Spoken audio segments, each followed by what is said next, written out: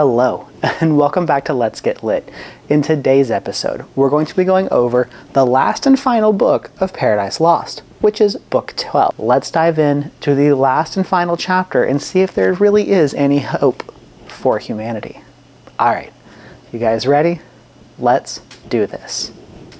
Michael tells Adam that he has watched one section of mankind begin and end with the flood, and now the second is to begin. However, he is not able to show Adam these sights, so instead he'll just have to tell him what's going to happen. He asks Adam, please give me your attention so that way I can tell you everything. Michael starts out by saying that right after the flood, everything tends to be pretty good. The human race multiplies and populates, and everyone grows fields of crops and livestock and cattle, and that it's not until a mighty hunter of a man who is not content with what he has decides he's going to start ruling other men. His name was, and he was known throughout the people and to God of being a great hunter of man. Then, once he has this large crew of people working for him, he decides that he's going to build a tower so tall that it will reach heaven. Michael says that God takes many forms and will often walk through various towns and tents just to make sure that everyone is doing what they're supposed to do, and that when God goes down and sees the tower, he instantly decides that he's going to stop this from happening. And he does this by making sure that everyone on the crew who is working on the building speaks a different language, and they cannot communicate with each other, which is how we know the tower now to be named as the Tower of Babel. Michael says that God does this to prove a point, that no man is of the same playing field as God.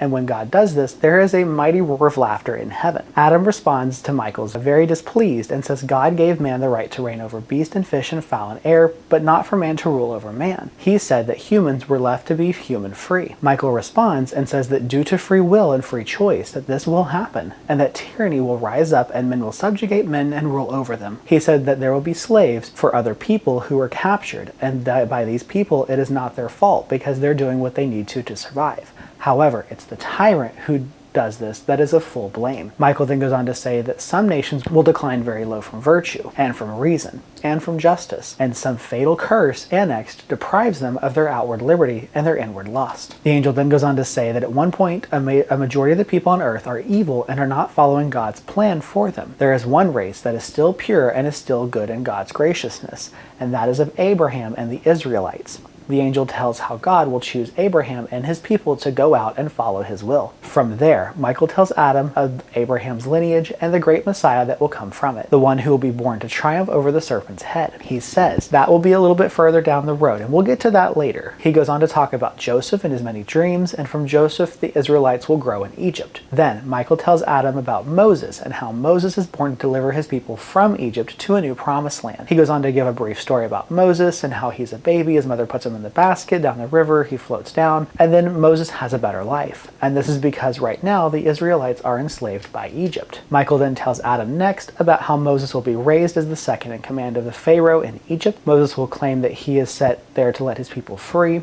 Michael then goes on about how the Pharaoh does not want this to happen, so God sends down a bunch of plagues that will affect the Pharaoh and his people. He tells Adam of all the plagues, and then he says that Moses will take his kingdom and he'll begin to roam with them, and that the Egyptians are going to be following after them to try and get their people back. But Moses will make the Red Sea part with his staff, and by the parting of the waters, his people will make it safely across. The Egyptians who are following them through the water, once Moses reaches land, will come back together and stop the Egyptians. Michael then says that Moses and his people will begin to wander the desert in search of the new promised land. And in the wandering and searching, they're going to create a new civilization with laws that are ordained for them. Michael says that God cannot directly talk to people on earth, so he needs a mediator, which God makes Moses that mediator. And this is where Moses gets the 10 Commandments. And all of his people and all of this nation are to follow these 10 Commandments so that they can be viewed as good in God's eyes. Then, from this, they are to build the Ark of the Covenant. It will be framed in cedar and overlaid with gold, and this will hold the testimony and the records of his covenant, the 10 Commandments. Adam interrupts Michael and says, wait, why do we have all of these laws? To which Michael says that man is still man and will continue to sin no matter what. So, God gave them these commandments so that way they can stay aligned with God's good grace and make sure they're doing what is right. Michael then says that the only way that man can be truly forgiven is through the Savior who is still yet to come. Michael then goes on to continue his story and says that Joshua will be the one to lead them to the promised land. He says that there they will be many great kings and rulers and judges, some of the wisest being King David. And from King David's lineage, the Messiah will come. Michael says that at first, though, David's empire will fall to ruin to one of King Herod, who is evil. Michael then goes on to say that during the rule of King Herod, the Savior will be born, and that the Savior will be born of a virgin.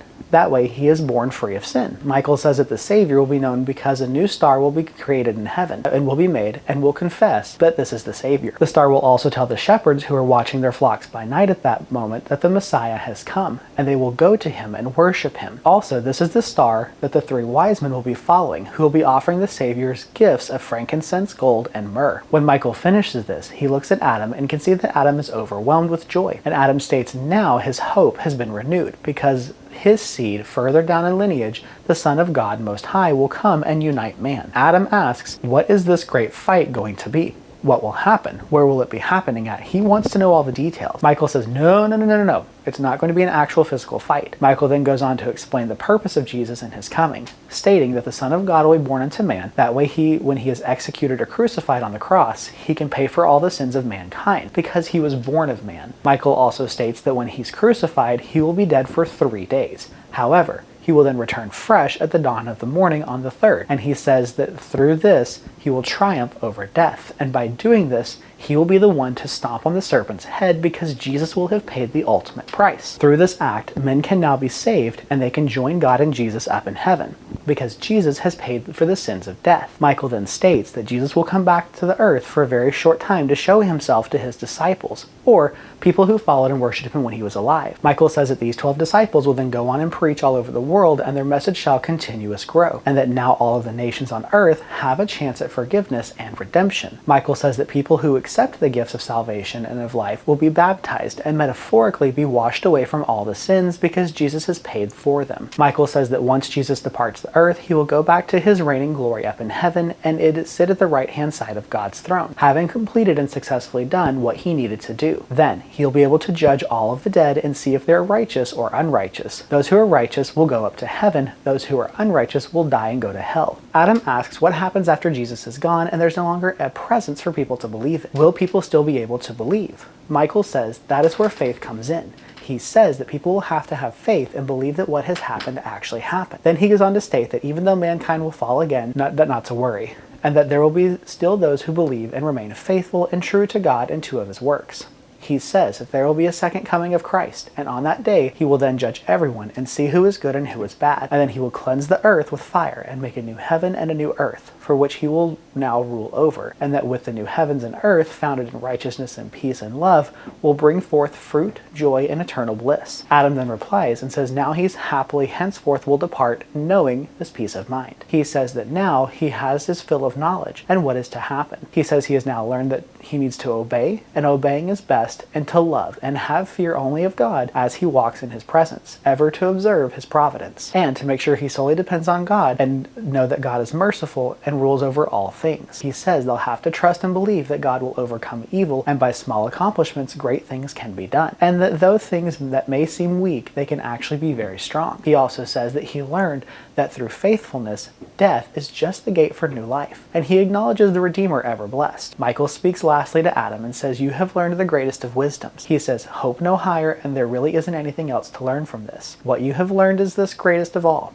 He tells him to add faith, virtue, patience, temperance, and love, and says to make sure he upholds charity. He says that though he has to leave this earthly paradise, he will possess a paradise of his own within him, because now he knows what is to come, and of the goodness that will triumph over evil. Michael then states that now they have to depart ways, and he tells them, go wake up Eve, because she is sleeping and dreaming, and that she's been dreaming ever since Michael took Adam up to the hill. He says once she wakes up, Adam is to tell her of the goodness that will happen, and the goodness that will come from their lineage. He says to make sure that he lets her know of the happiness that is to come. Michael then takes Adam back to Eve, where they met up. Eve rushes to Adam and says that God has shown her things in her sleep, and that she knows she is carrying the seed that will overcome death and overcome sin. Then Michael stood before them on the hill opposite, and lets them know it's time for them to go.